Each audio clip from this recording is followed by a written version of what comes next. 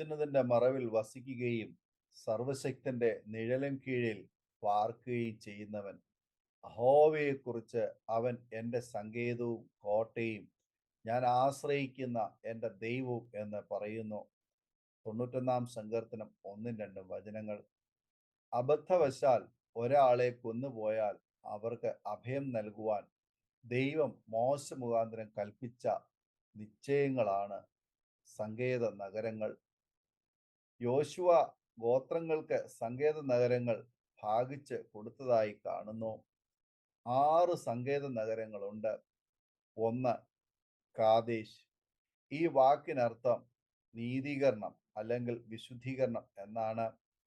നാം നീതീകരിക്കപ്പെടുന്നത് വിശ്വാസത്താൽ കർത്താവിങ്കലേക്ക് വരുമ്പോഴാണ്.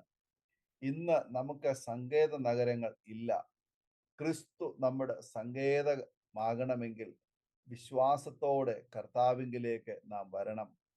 2 ശേഖേം. ശേഖേം എന്നാൽ തോൾ അല്ലെങ്കിൽ ഭുജം എന്ന് അർത്ഥം. നമുക്ക് ഒരു ശിശു ജനിച്ചിരിക്കുന്നു, നമുക്ക് ഒരു മകൻ നൽകപ്പെട്ടിരിക്കുന്നു. ആധിപത്യം അവന്റെ തോളിൽ ഇരിക്കും.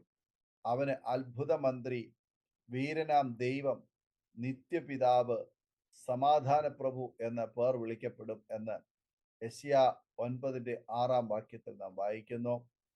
പാപങ്ങളാകുന്ന ചുമടുകൾ തോളിന്റെ ഭാരം കൂട്ടും. ക്രിസ്തുവിനെ സങ്കേതമാക്കുന്നവർ ക്രിസ്തുവിന്റെ ബലം തോളിൽ വഹിക്കും. 3 ഹെബ്രോൻ. ഹെബ്രോൻ എന്ന വാക്കിന് കൂട്ടായ്മ എന്നർത്ഥം. ദൈവവും നാമും ഒന്നാകുന്ന അനുഭവമാണ് ഹെബ്രോൻ. അതിൻ്റെ അനുഭവം കർത്താവ് ഭവനത്തിന്റെ സങ്കേതമാകുമ്പോൾ അവിടെ കൂട്ടായ്മയുണ്ടാകും. 4 ബേസർ. ബേസർ എന്ന് പറഞ്ഞാൽ കോട്ട എന്നാണ് അതിൻ്റെ അർത്ഥം. സംഹാരകൻ നിനക്കെതിരെ കയറി വരുന്നു, കോട്ട കാത്തുകൊള്ളുക, വഴി സൂക്ഷിച്ചു നോക്കുക, അരമുറുക്കുക, നിന്നെ തന്നെ നല്ലവണ്ണം ശക്തീകരിക്കുക. നഹൂം 2-1 വചനം. ദൈവം തൻ്റെ മക്കൾക്ക് ചുറ്റും ഒരു വേലി കെട്ടിയിരിക്കുന്നു. ആ വേലി തകർത്ത് കളയാതിരിപ്പാൻ നാം സൂക്ഷിക്കണം. 5 രാമോത്ത്. രാമോത്ത് എന്ന് പറഞ്ഞാൽ ഉന്നതമായത്, പർവ്വതം എന്നൊക്കെ അർത്ഥമുണ്ട്.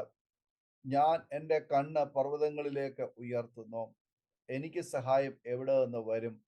എൻ്റെ സഹായം ആകാശത്തെയും ഭൂമിയെ ഉണ്ടാക്കിയ യഹോവയിൽ നിന്ന് വരുന്നു എന്ന് 121-ാം സങ്കീർത്തനം 1-2 വചനങ്ങൾ നാം വായിക്കുന്നു. 6 ഗോലാൻ. ഗോലാൻ എന്ന വാക്കിനർത്ഥം സന്തോഷം, പൂർണ്ണത എന്നിങ്ങനെയാണ്. ഇന്ന് നമുക്ക് സങ്കേത നഗരങ്ങളില്ല. ദൈവം നമ്മുടെ സങ്കേതമാകുമ്പോൾ അവിടെ സന്തോഷത്തിന്റെ പരിപൂർണതയുണ്ട്. നമുക്ക് വേണ്ടി ജീവൻ ബലിയർപ്പിച്ച യേശു തന്നെയാണ് നമ്മുടെ ഏക സങ്കേതം.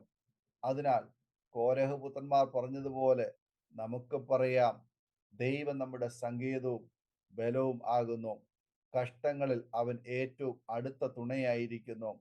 അതുകൊണ്ട് ഭൂമി മാറിപ്പോയാലും, പർവ്വതങ്ങൾ കുലുങ്ങി സമുദ്രമധ്യേ വീണാലും, അതിലെ വെള്ളം ഇരച്ചു കലങ്ങിയാലും, അതിൻ്റെ കോപം കൊണ്ട് പർവ്വതങ്ങൾ കുലുങ്ങിയാലും നാം ഭയപ്പെടുകയില്ല എന്ന് 46-ാം സങ്കീർത്തനം 1 മുതൽ 3 വരെയുള്ള വചനങ്ങൾ നാം വായിക്കുന്നു.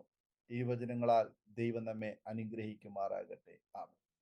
ഓർമ്മയുടെ മനോരഥത്തിൽ മായാത്ത ഓർമ്മയ്ക്കായി അരോമ മാട്രിമോണിയിൽ നിന്നും ജീവിത പങ്കാളിയെ കണ്ടെത്തൂ. നിങ്ങൾ ഒരു ക്രിസ്തീയ ജീവിത പങ്കാളിയെ അന്വേഷിക്കുകയാണോ? അതോ മക്കൾക്ക് അനുയോജ്യമായ ഒരു തക്ക തുണയ്ക്ക് വേണ്ടി പ്രാർത്ഥിക്കുന്ന വ്യക്തിയാണോ? എങ്കിൽ അരോമ മാട്രിമോണി നിങ്ങൾക്ക് വേണ്ടിയാണ്. ഇന്നു തന്നെ സൗജന്യമായി രജിസ്റ്റർ ചെയ്യൂ. അരോമ മാട്രിമോണിയുടെ പ്രത്യേകതകൾ: രജിസ്ട്രേഷൻ തികച്ചും സൗജന്യം. ലോകത്തെവിടെയുമുള്ള അനുയോജ്യമായ ക്രിസ്തീയ ജീവിത പങ്കാളിയെ തിരഞ്ഞെടുക്കാം. വിവാഹം നടക്കുന്നതുവരെ സർവീസ് ലഭിക്കുന്നു. ഏറ്റവും ചെറിയ പാക്കേജുകളും തിരഞ്ഞെടുക്കാം. അരോമ മാട്രിമോണി നിങ്ങൾക്കായി ഒരുക്കുന്നു വിവാഹം പരമാനന്ദം. Email aroma matrimony2020@gmail.com.